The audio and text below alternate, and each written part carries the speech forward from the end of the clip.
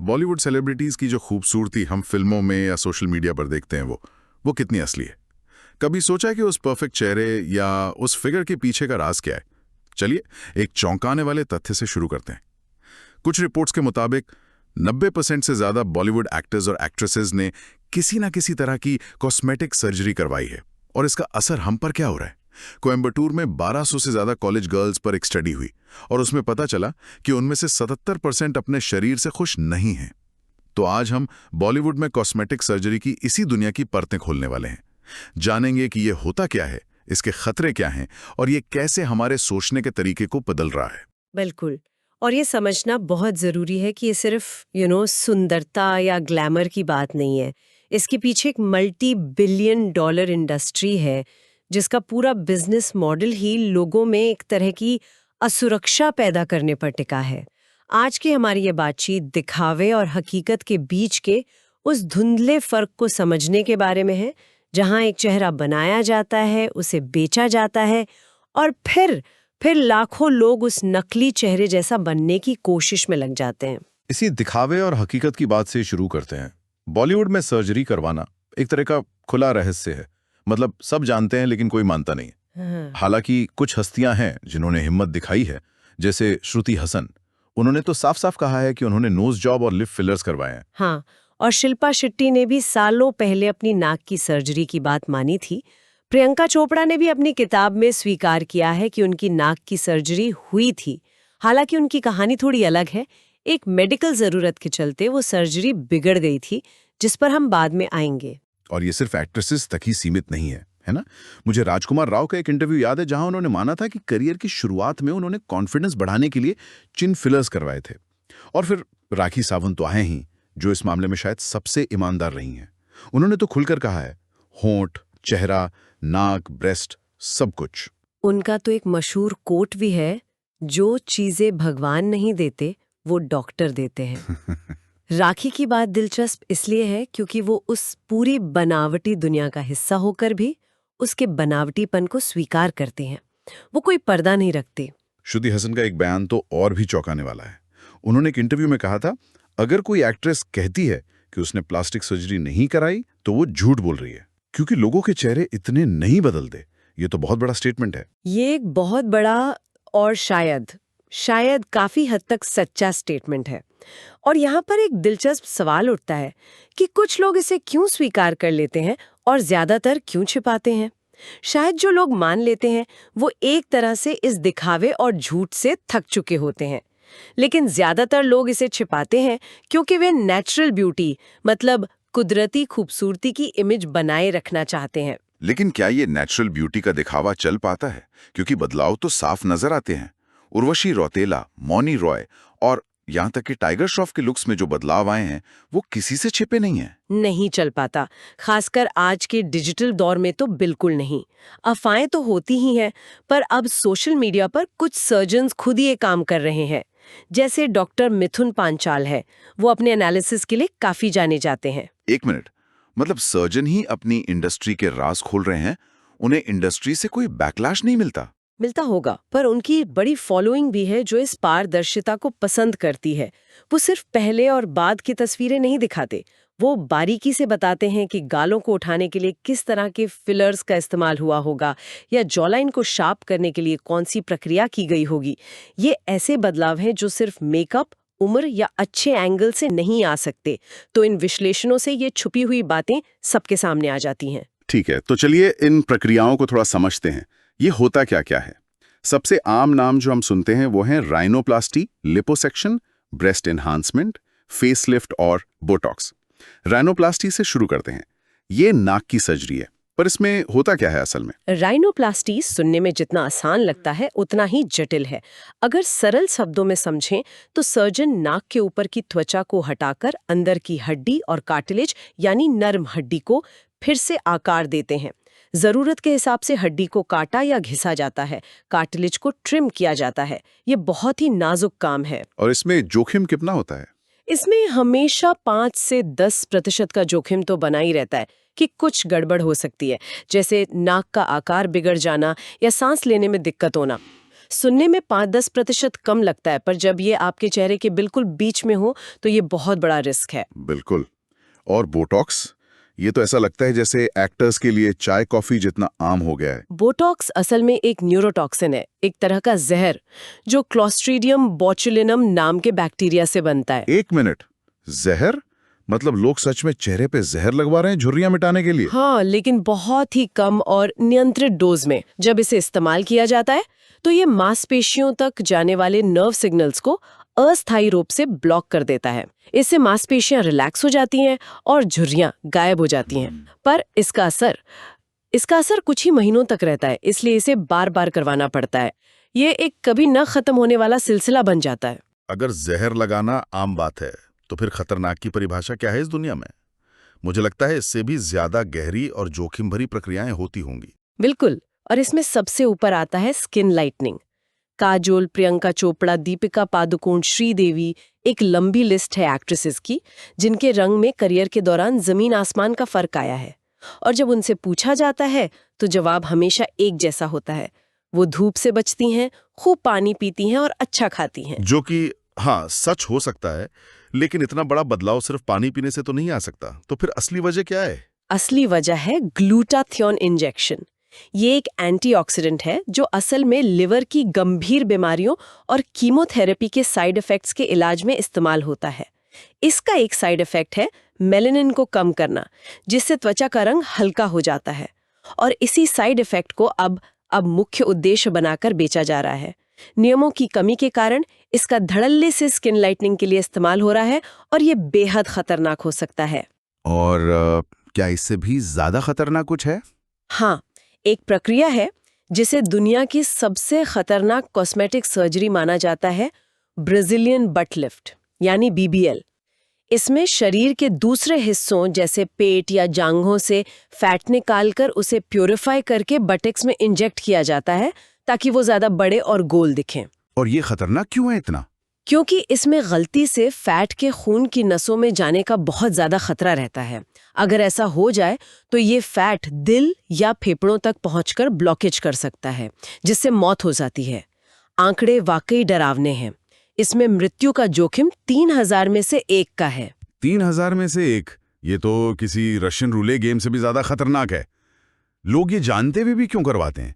क्या इसका रिजल्ट इतना ड्रामेटिक होता है कि लोग जान का जोखिम लेने को तैयार हैं? हाँ, क्योंकि इसका रिजल्ट बहुत ड्रामेटिक होता है और सोशल मीडिया पर कार्डाशियन परिवार ने इस लुक को बहुत ज्यादा ग्लोरीफाई किया है। इसके बावजूद कि ये इतनी खतरनाक है, पिछले दशक में ये सबसे तेजी से बढ़ने वाली कॉस्मेटिक सर्जरी रही है।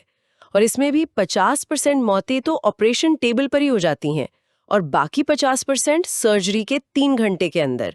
जो चीज बाहर से इतनी ग्लैमरस दिखती है वो अंदर से इतनी जानलेवा हो सकती है। और जब चीजें गलत हो जाती हैं तो ये सिर्फ आंकड़े नहीं रहते बल्कि दर्दनाक कहानियां बन जाती हैं। प्रियंका चोपड़ा की कहानी ही ले लीजिए।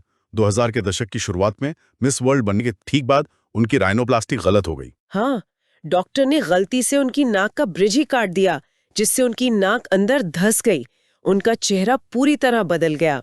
उन्होंने अपनी किताब में लिखा है कि इस वजह से उन्हें प्लास्टिक चोपड़ा कहा जाने लगा, 3 बड़ी फिल्मों से निकाल दिया गया और वो गहरे डिप्रेशन में चली गई थीं। उनका करियर शुरू होने से पहले ही खत्म होने वाला था। बाद में उन्हें अपनी नाक ठीक करवाने के लिए कई और सर्जरियां करवानी पड़ी। और ये तब हुआ जब वो मिस वर्ल्ड जीत कर आई थी, मतलब अपने करियर के बिल्कुल शिखर पर, जब दुनिया उन्हें सबसे खूबसूरत मान रही थी, तब उन्हें सब झेलना पड़ा। और ये कहानियां सिर्फ करियर खत्म होने तक सीमित नहीं है, कभी कभी ये जिंदगी ही खत्म कर देती हैं। 2022 में कन्नड़ एक्ट्रेस चेतना राज की बेंगलुरु में लाइपोसक्शन के बाद मौत हो गई। सर्जरी के बाद उनके फेफड़ों में पानी भर गया था। वो सिर्फ 21 साल की थीं। एक और दुखद घटना एक्ट्रेस शेफाली जरीवाला की है, जिनकी जून 2025 में खाली पेट ग्लूटाथियोन इंजेक्शन लेने से कार्डियक अरेस्ट से मौत हो गई। ये घटनाएं दिल दहला देने वाली हैं। क्या ये क्लिनिक या डॉक्टर्स क्वालिफाइड नहीं थे? कई मामलों में नहीं होते और यही समस्या की जड़ है। अगर हम इसे बड़े पैमाने पर देखें तो ये सिर्फ एक डॉक्टर की गलती नहीं है।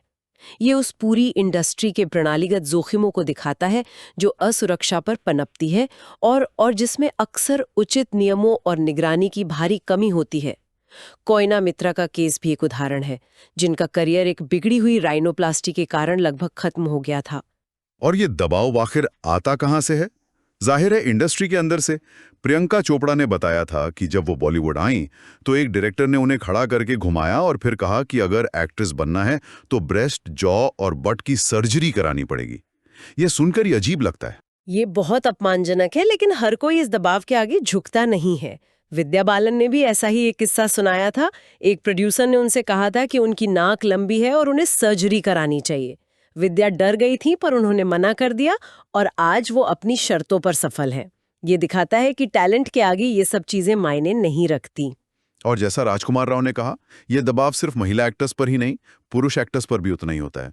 एक गलत एंगल से खींची गई तस्वीर पर लोग बातें बनाना शुरू कर देते हैं। लेकिन अब इस चर्चा को सितारों से आगे आम जनता पर ले जाते हैं, क्योंकि असली असर तो वहीं दिखता है। बिल्कुल। हमने शुरुआत में कोयम्बटूर की स्टडी का जिक्र किया था, जहां 77% कॉलेज लड़कियां अपने शरीर से नाखुश हैं। तो ये वही 77% लड़कियां हैं। मतलब ये सीधा असर है। वो 90% सर्जिकली बदले हुए चेहरों को देख रही हैं और खुद को कम समझ रही हैं। यही कनेक्शन है। वो अपनी तुलना इन अवास्तविक और नकली पैमानों से कर रही हैं, और इसका मानसिक स्वास्थ्य पर बहुत गहरा असर पड़ता है। इससे बॉडी डिस्मॉर्फिक डिसऑर्डर यानी BDD जैसी मानसिक स्थिति पैदा हो सकती है, जिसमें इंसान को अपने शरीर में हर समय कोई ना कोई कमी दिखती रहती है, जबकि असल में ऐसा कुछ नहीं होता। ये तो बहुत गंभीर है। कैसे डिप्रेशन जैसी समस्याएं भी होती हैं? हाँ, सिंगापुर और स्वीडन की स्टडीज साफ बताती हैं कि जो लोग अपने शरीर से खुश नहीं होते, उनमें डिप्रेशन और एंजाइटी होने की संभावना कई गुना बढ़ जाती है। और ये सिर्फ यही नहीं रुकता। यूके की एक स्टडी के मुताबिक बॉडी इमेज के मुद्दे लोगों को नशीली दवाओं, शराब और स्मोकिंग की तरफ भी ढकेलते हैं। और इसका रिश्तों पर क्या असर पड़ता है? रिश्तों पर भी इसका बहुत नकारात्मक प्रभाव पड़ता है। जब लोग अपने पार्टनर की तुलना बॉलीवुड या इंस्टाग्राम के इन अवास्तविक मानकों से करते हैं, तो रिश्तों में संतुष्टि कम हो जाती है। उनके लिए पार्टनर का स्वभाव या व्यक्तित्व नहीं, बल्कि उनकी बाहरी सुंदरता ही सब कुछ बन जाती है। यहाँ एक और दिलचस्प बात है कि सुंदरता का ये मानक आखिर है क्या? ये तो कोई पत्थर की लकीर नहीं है। ये तो समय के साथ बदलता रहता है। 1930 के दशक में एक अलग स्टाइल था। 2000 के दशक में करीना कपूर का साइज 0 का चलन आया और आज कर्वी फिगर को आदर्श माना जाता है। बिल्कुल सही कहा। मैरिलन मुनरो का उदाहरण लीजिए। उन्होंने 1940 के दशक में अपनी नाक और चिन की सर्जरी करवाई थी। उस जमाने में वो खूबसूरती की मिसाल बन गईं, लेकिन उनका वो चेहरा शायद आज के मानकों पर सुंदर ना लगे, क्योंकि आज का आदर्श अलग है। ज्यादा शार्प जॉ लाइन, भरे हुए होंठ। तो हम सब एक ऐसे लक्ष्य के पीछे भाग रहे हैं जो हर 10 साल में बदल जाता है। तो इसका मतलब है कि हम एक ऐसी रेस में हैं जिसका कोई अंत ही नहीं है। और यहीं पर सांस्कृतिक शरण यानी कल्चरल इरेजर की एक खतरनाक अवधारणा सामने आती है। पूरी दुनिया में, खासकर एशिया में, पश्चिमी सौंदर्य मानकों को अपनाने की एक होड़ सी लगी है। सांस्कृतिक शरण मतलब अपनी ही पहचान को मिटाना? ठीक यही।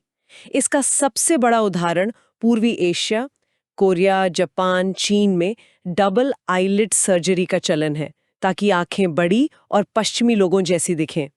कुछ शोधकर्ता इसे आंतरिक नस्लवाद यानी इंटरनलाइज्ड रेसिज्म तक कहते हैं। ये बहुत दुखद है कि आप ये मानने लगें कि जिस तरह आप दिखते हैं, आपका परिवार या आपका समुदाय दिखता है, वो सुंदर नहीं है और सुंदरता कहीं बाहर से आएगी। ये भारत में कैसे लागू होता है? भारत विविधताओं का देश है। यहाँ पहले हर राज्य, हर संस्कृति के अपने सौंदर्य के मानक थे। कोई एक परिभाषा नहीं थी। लेकिन अब इस प्लास्टिक सर्जरी और सोशल मीडिया के ट्रेंड की वजह से सब एक ही इंस्टाग्राम फेस के पीछे भाग रहे हैं। हाँ, मैंने देखा है।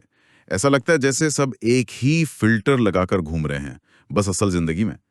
कैट लाइक आंखें, छोटी और तीखी नाक, हाई चीक बोन्स और बड़े होंठ, ये सब हॉलीवुड के कार्डाशियन परिवार से बहुत ज्यादा प्रभावित है। और इस प्रक्रिया में हम अपनी अनूठी पहचान खो रहे हैं। तो अगर हम पूरी चर्चा का सार निकालें तो तस्वीर ये बनती है, पर्दे पर 90% चेहरे बदले जाते हैं और उस बदले हुए चेहरे को देखकर हमारी 77% लड़कियां अपने असली चेहरे से नफरत करने लगती हैं। ये एक सीधा कनेक्शन है, कोई इत्तेफाक नहीं।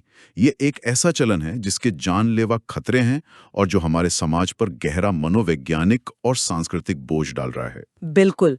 ओशो के दर्शन के अनुसार सुंदरता के ये बाहरी मानक एक तरह की मनोवैज्ञानिक गुलामी है। समाज ये मानक इसलिए बनाता है ताकि आप हमेशा खुद में कमी महसूस करें, क्योंकि दुखी और असुरक्षित लोगों को नियंत्रित करना आसान होता है। उन्होंने कहा था कि असली सुंदरता बाहर से नहीं, अंदर से आती है। जिस पल आप खुद को पूरी तरह से स्वीकार कर लेते हैं, आप सुंदर हो जाते हैं। और ये याद रखना बहुत जरूरी है कि जो हम ऑनलाइन देखते हैं वो असली नहीं है। 100%। वो चेहरे न सिर्फ सर्जरी से बदले गए हैं, बल्कि उन पर कई तरह के फिल्टर लगे हैं, प्रोफेशनल एडिटिंग हुई है और अब तो एआई भी आ गया है जो किसी को भी पूरी तरह से बदल सकता है। असली दुनिया वो है जिसमें हम रहते हैं, हमारे आसपास के लोग जैसे दिखते हैं वही सच्चाई है। ये एक बहुत जरूरी रिमाइंडर है जिसकी आज शायद सबसे ज्यादा जरूरत है। अंत में श्रोताओं के लिए सोचने के लिए एक सवाल छोड़ते हैं। अगर चेहरे और शरीर को एक तय मानक के अनुसार बनाया जा रहा है, तो सेलिब्रिटी वास्तविकता के और कौन से हिस्से हैं जो उतने ही बनावटी हो सकते हैं? सोचिए फेक सोशल मीडिया ट्रेंड्स के बारे में, खरीदी हुई फेक फैन फॉलोइंग के बारे में और यहाँ तक कि प्लान की हुए फेक पैपराजी मोमेंट्स के बारे में। और अगर ये सब बनावटी है, तो सफलता और खुशी के बारे में हमारी अपनी धारणा के लिए इसका क्या मतलब है?